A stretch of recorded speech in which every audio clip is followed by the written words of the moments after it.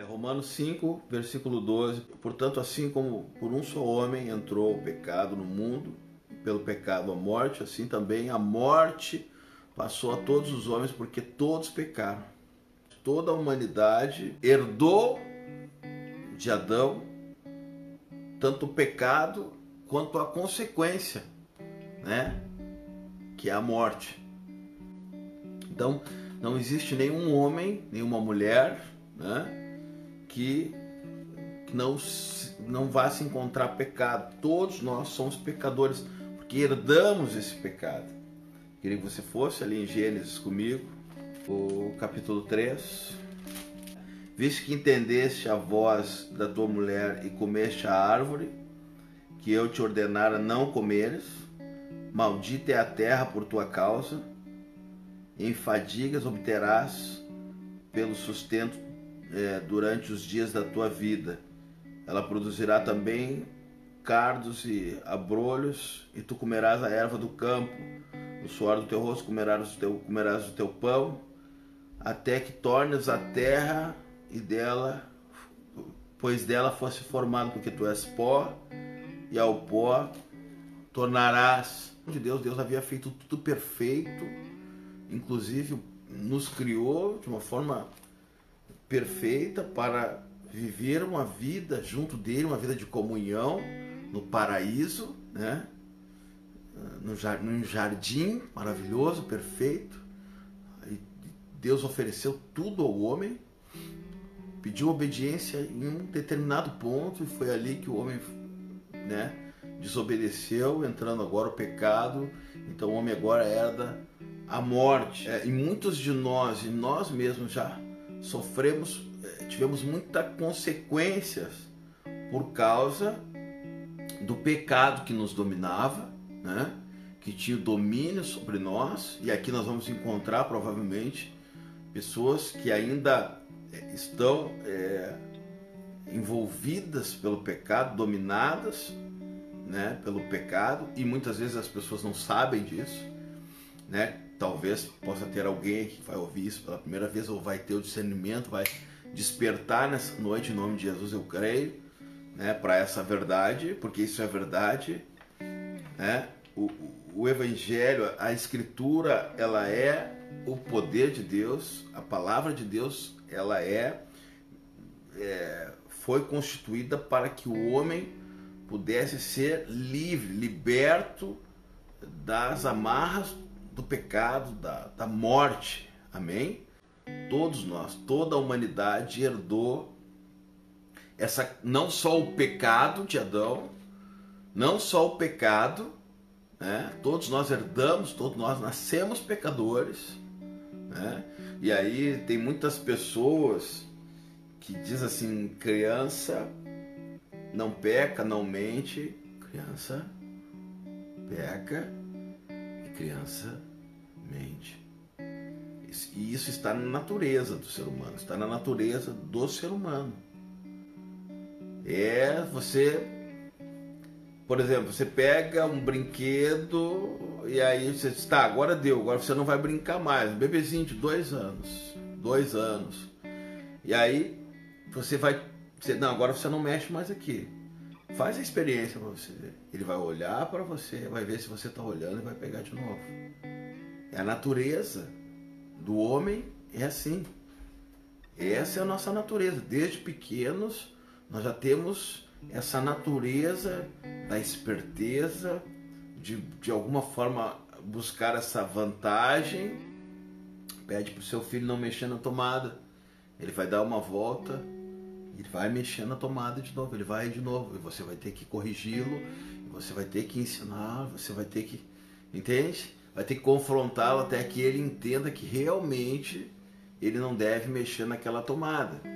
Então, e é assim que Deus trata conosco, né? Deus vem, nos ensina, deixou as Escrituras para nos ensinar e nos mostrar as nossas falhas, os nossos erros, porque se nós não somos confrontados na verdade, se nós não somos confrontados como pecadores que somos, como homens falhos, o que acontece? Acontece que o pecado acaba nos dominando e nós não enxergamos nada. Achamos que estamos certos, que estamos indo no caminho correto. nós conhecemos a história de Davi. Fala de um homem que era segundo o coração de Deus. Mas por que que Davi era segundo o coração de Deus? Por causa da humildade que ele tinha, né? Por causa do coração que ele tinha de reconhecer as suas falhas, porque Davi também errou feio, né? Ele traiu, né, sua esposa, traiu o seu melhor soldado. Ele teve então um envolvimento com a Betseba, né? E agora ele engravida essa mulher e ele ainda, além de todo esse erro, ele manda matar o seu soldado, manda colocar o soldado lá na frente para que ele seja morto. Então, Davi não só traiu sua esposa, pecou, adulterou, né? Adulterou, e era um homem de Deus, foi escolhido, ungido rei por Deus. Ele não só errou, como também ele assassinou uma pessoa. Ele assassinou uma pessoa. E ele teve muitas consequências por causa desses pecados. Muitas consequências. Algumas consequências. A filha foi estuprada por um irmão. O irmão matou outro irmão. Agora o filho quer matar o pai, o próprio Davi. Ele tem que se esconder, fugir do filho. Então, destruiu a família completamente. Teve muito sofrimento ali. E tudo isso por causa de pecados cometidos, que geram muita consequência.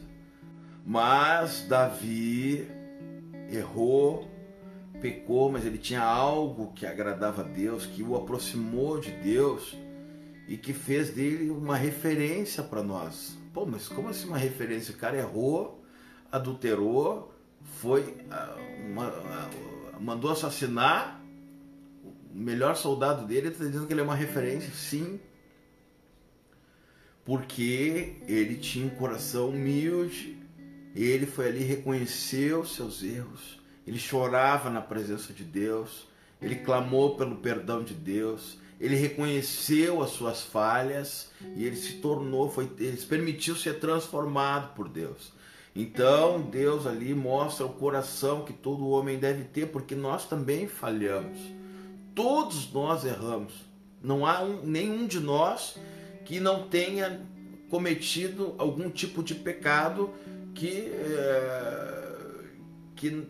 não possa nos trazer algum tipo de consequência, inclusive a morte eterna.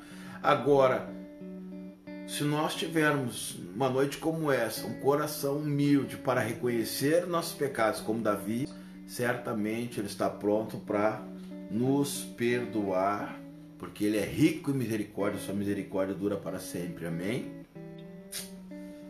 Eu anotei aqui, né? A verdade é que o pecado traz sérias consequências em nossas vidas. Muitas coisas que colhemos têm sim suas explicações.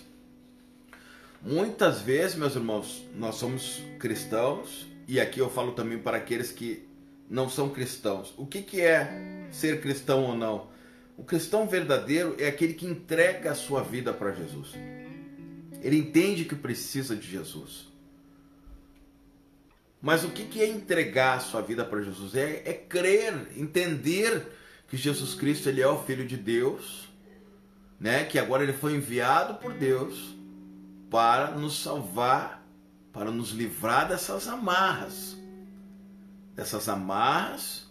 que querem destruir com as nossas vidas, que literalmente nos fazem ficar parado em um lugar, e é como se nós fôssemos, como é que eu vou dizer, tu imagina tu começar a ser enrolado por algo, e quando vê, tu fica que nem uma múmia, assim. É mais ou menos isso que o pecado faz conosco. Tu já não enxerga mais o que tu está fazendo, tu não tem mais noção do que tu faz. Na verdade, o teu subconsciente, como tu é criação de Deus, tu sempre sente no teu íntimo que algo está errado, mas tu não consegue compreender por que está errado.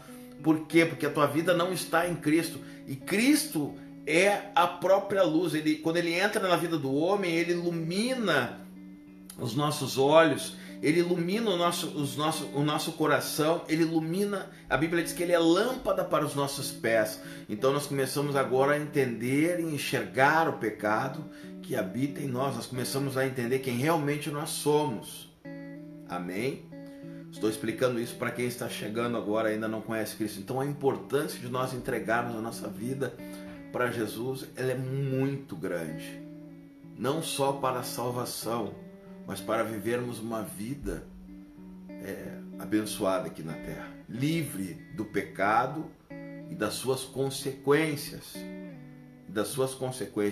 Mas agora existe também cristãos que decidiram em algum momento entregar a sua vida para Jesus e começaram a ser libertos. Deus começou a tirar as amarras, a limpar, né, o pecado, a nos lavar, e no meio desse processo as pessoas recuaram, saíram do caminho que transforma, que cura, que limpa, o caminho que conduz para esse processo tão importante do homem para com Deus. Há pessoas que ainda estão amarradas, que entregaram sua vida para Jesus, mas quebraram o processo, trancaram o processo da transformação, da libertação, né, que só Deus pode trazer ao homem. Então estão vivendo situações difíceis, passam por momentos difíceis, né, que não sabem muitas vezes explicar, né? Como assim? Eu até vou na igreja domingo, eu assisto o culto, eu assisto a live, eu oro, sabe? Mas continua vivendo uma vida ligada ao pecado. Não conseguiu compreender, essa luz não está livre ainda para iluminar os olhos, para iluminar o coração, iluminar os pés, para que nós possamos enxergar a plenitude de Deus, a plenitude do amor de Deus, para que nós possamos enxergar o propósito e a vontade de Deus, que é boa, perfeita e agradável. Não, os nossos olhos estão embaçados, nós não estamos conseguindo enxergar ainda, porque nós paralisamos esse processo. A Bíblia diz que nos últimos tempos o diabo cegaria o entendimento das pessoas. E infelizmente nós estamos vivendo isso. Estamos vivendo isso. Tem pessoas que estão presas no pecado, que não conseguem perceber o amor de Deus, o propósito de Deus, e elas estão apaixonadas pelo pecado e elas não querem realmente ser libertas, elas querem viver aquilo ali. É muito triste isso. É muito triste isso. Muito, muito triste.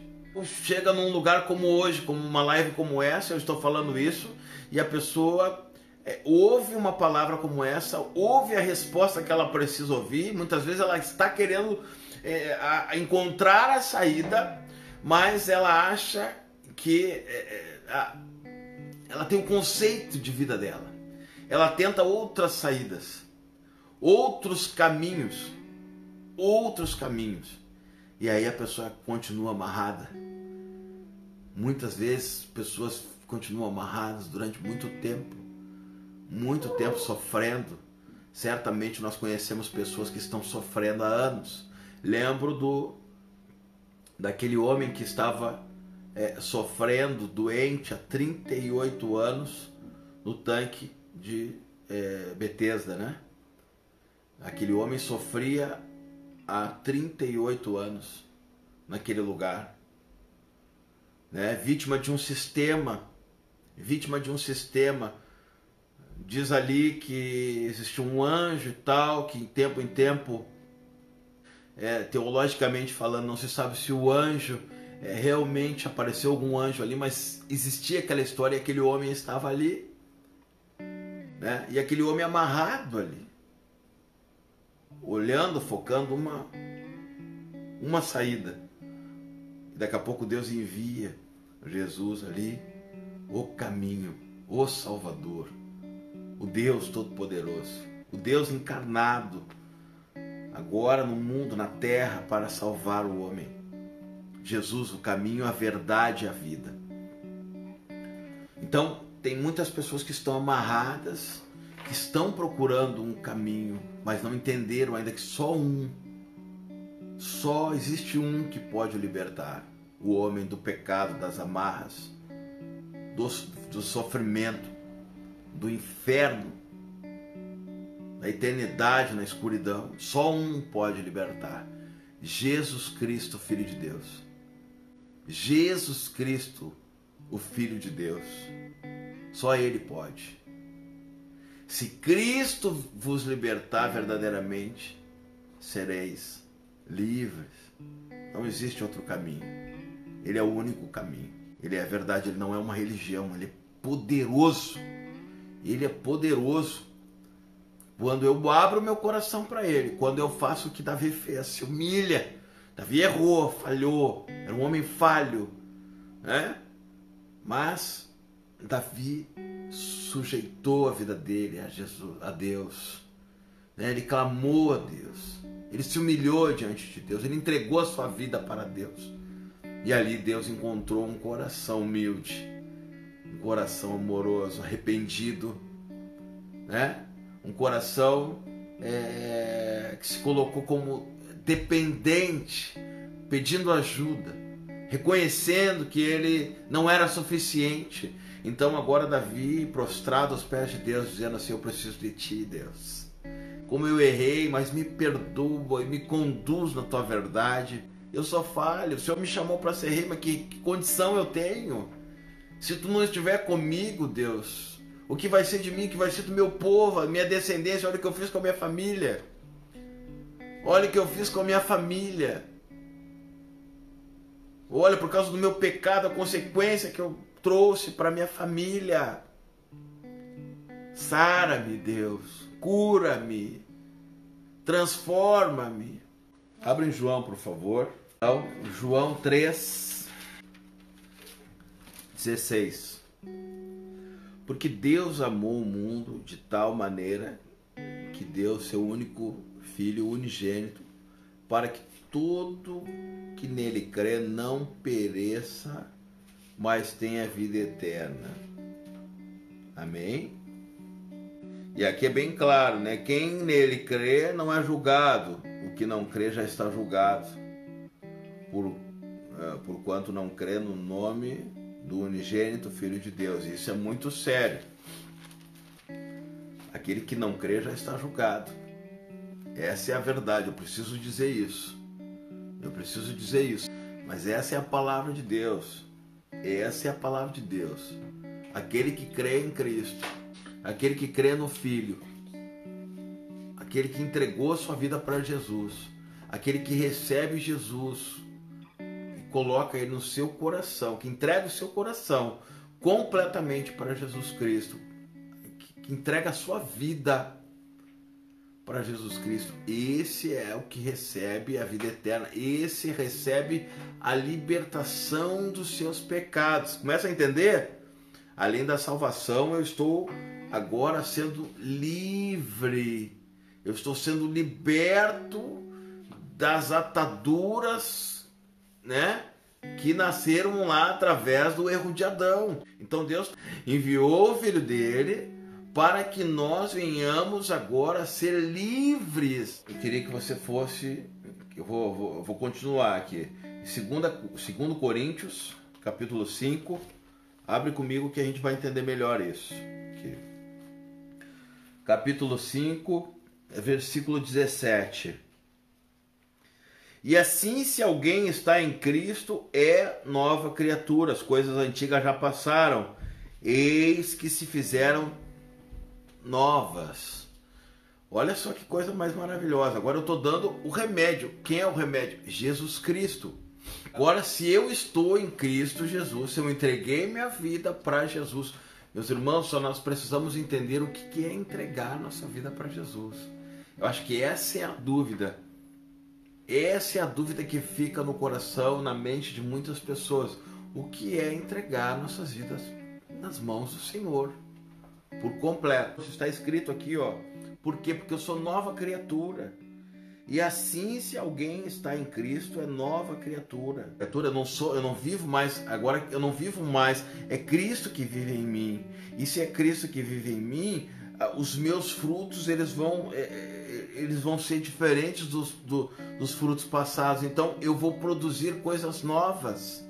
Eu vou agora, antes eu produzia, quem sabe, ódio, eu não tinha paciência, eu tinha vontade até de matar alguém, não sei, eu tinha vontade de brigar, eu tinha vontade de errar, de trair, de mentir, de prejudicar pessoas. Agora eu frutifico algo novo, porque o Espírito de Deus está dentro de mim e Ele frutifica coisas novas que não são da natureza humana, que é da natureza maravilhosa de Deus. Agora é o próprio Deus produzindo algo novo em nós, da natureza dele, da beleza dele, da bondade que só ele tem, entende? Por isso que nós cristãos, nós deveríamos sim ter uma vida diferente. E se nós não temos uma vida diferente das demais pessoas que ainda não conheceram Cristo, algo está errado.